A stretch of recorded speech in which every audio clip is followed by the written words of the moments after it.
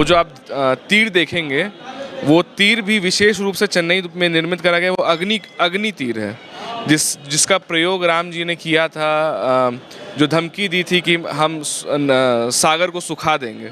महावीर मंदिर के द्वारा वहाँ पर अन्न क्षेत्र चलाया जा रहा है। तो वह तीर धनुष चेन्नई से आया था, वहाँ के कुशल कारीगरों द्वारा इसका निर्माण कराया गया है कि राम जी बिना तीर धनुष के अधूरे हैं।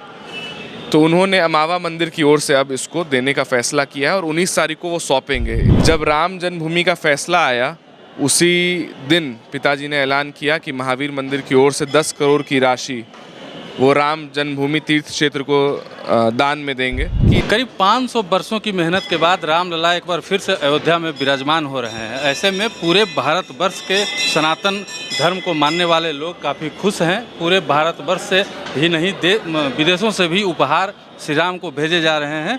पटना का हनुमान मंदिर भी इसमें पीछे नहीं है। राम मंदिर को बनाने में सबसे पहले 11 करोड़ की राशि महावीर मंदिर ट्रस्ट के द्वारा भेजी गई थी और अब जो है रामलला के लिए तीर और धनुष भेजा गया है।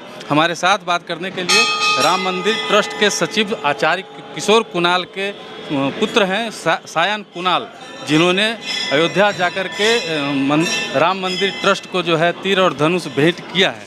जी, क्या कहेंगे? बहुत खुशी हो रही है कि राम मंदिर अपने पूर्ण स्वरूप में आ रहा है और 22 तारीख को वहाँ रामलला का प्राण प्रतिष्ठा हो रहा है। जब राम जन्मभूमि का फैसला आया, उसी दिन पिताजी ने ऐलान किया कि महावीर मंदिर की ओर से 10 करोड़ की राशि वो राम जन्मभूमि तीर्थ क्षेत्र को दान में देंगे, जिसका अंतिम किश्त 2 करोड़ रुपए का वो 19 तारीख को वहाँ जाकर चंपत राय जी को सौंपेंगे। इसके अलावा महावीर मंदिर के द्वारा वहाँ पर अन्न क्षेत्र चलाया जा रहा है, जिसमें हज़ारों लोग प्रसाद प्राप्त कर रहे हैं। बिहार के उसमें कई लोग हैं जो मंदिर जाते हैं, राम जी का दर्शन करते हैं, भूखे पेट दर्शन करते हैं। उसके बाद उनको खाने के लिए सोचने की ज़रूरत नहीं होती है। अमावा मंदिर में उनके स्वादिष्ट भोजन की व्यवस्था महावीर मंदिर द्वारा की गई है। इसके अलावा जो तीर धनुष का आइडिया है, वो पिताजी को आया कि राम जी बिना तीर धनुष के अधूरे हैं। तो उन्होंने अमावा मंदिर की ओर से अब इसको देने का फैसला किया है और 19 तारीख को वो सौंपेंगे। इस बार हम जो गए थे अयोध्या, तो वह तीर धनुष चेन्नई से आया था, वहाँ के कुशल कारीगरों द्वारा इसका निर्माण कराया गया है। क्या लोगों को उत्सुकता रहती है, जानना चाहते हैं क्या प्राइस तीर धनुष की थी? भाई, हम लोग दान का जो रकम है वो बता नहीं सकते, इसीलिए इसको गुप्त ही रहने दिया जाए।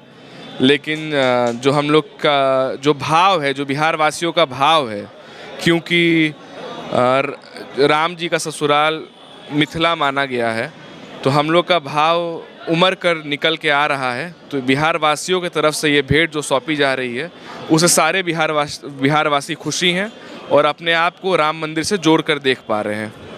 हनुमान जी अनन्य भक्त थे, सबसे प्रिय थे मर्यादा पुरुषोत्तम राम को। तीर धनुष ही क्यों भेंट किया गया, ये एक विषय भी है। क्योंकि जो रामलला की नई प्रतिमा लग रही है, उसमें तीर धनुष की बात जो है ट्रस्ट के द्वारा नहीं की गई थी कि वो तीर धनुष के साथ सुशोभित होंगे। तो हम लोगों ने सोचा कि राम जी तो बिना तीर धनुष के अधूरे हैं। बचपन से हम जब भी हम लोग जो सीरियल भी देखते थे रामायण, उसमें आप याद करिए कि तीर धनुष के बिना वो अधूरे प्राप्त होते हैं। इसके अलावा जो उनका पौरुष है, जो उनकी क्षमता है, वो तीर धनुष से और उभर के सामने आती है। वो जो आप तीर देखेंगे, वो तीर भी विशेष रूप से चेन्नई में निर्मित करा गया। वो अग्नि तीर है, जिसका प्रयोग राम जी ने किया था, जो धमकी दी थी कि हम सागर को सुखा देंगे। तो उसी तौर पे उसका निर्माण कराया गया है।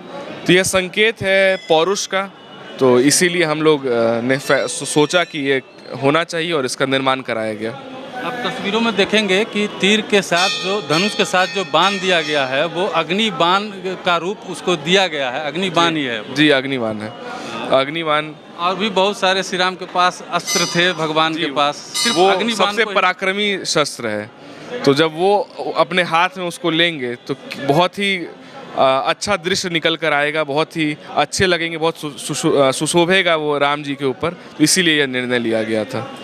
500 वर्षों की तपस्या के बाद जो है, कह सकते हैं हम तपस्या ही है एक तरह से। 500 वर्षों की तपस्या के बाद श्री राम लला विराजमान हो रहे हैं।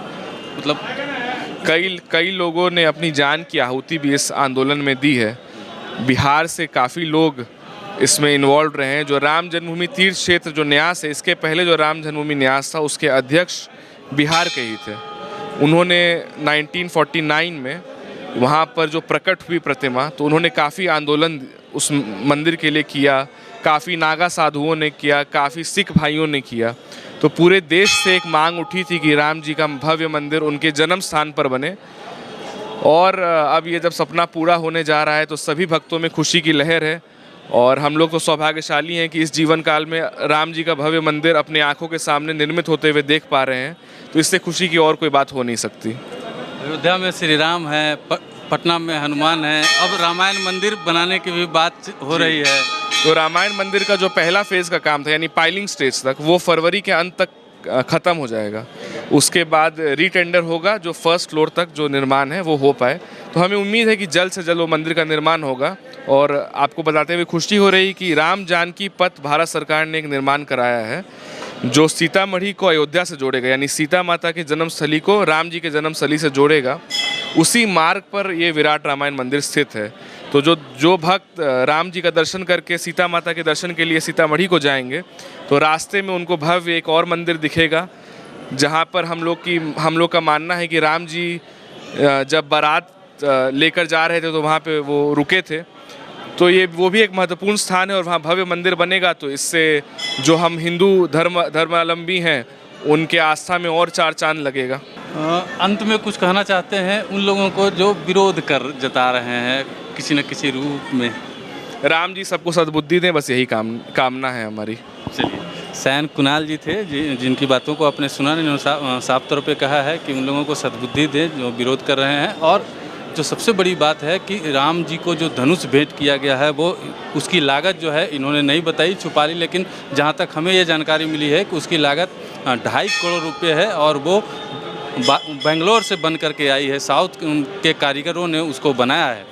इस बारे में आप क्या सोचते हैं कमेंट बॉक्स में बताइएगा। देखते रहिए मगही न्यूज़। धन्यवाद।